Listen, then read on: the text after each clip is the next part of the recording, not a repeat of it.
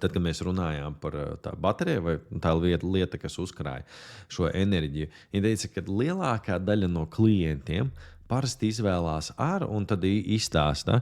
Un, kāpēc ir forši savā sarunās ar klientiem iekļaut tādas lietas, liela daļa klienti izvēlās šādi, vai arī mums klienti parasti pērk tā. Cilvēki nāk un grib sadarboties ar mums tāpēc, ka viņiem patīk ļoti šīs, vai arī tas ir tas, ko parasti klienti izvēlās. Sakot šādas frāzes, mēs starp rindiņām zemtekstā pasakām klientam, ka mums ir klienti, ka mēs esam novērtēti un viņiem tas tā kā patīk, ka mums ir trafiks ar klientiem, kad jūs neesat vienīgais, ar ko mēs strādājam. Jo es atstāju pieteikumu tur Facebookā, es neko nezinu iespējams par šo uzņēmumu, un tādas lietas netieši ļauj saprast to, kad es runāju ar uzņēmumu, kuram es neesmu pirmais klients. Ja? Varbūt tas liekas kādam pašsaprotami, bet tā tāda svarīga lieta.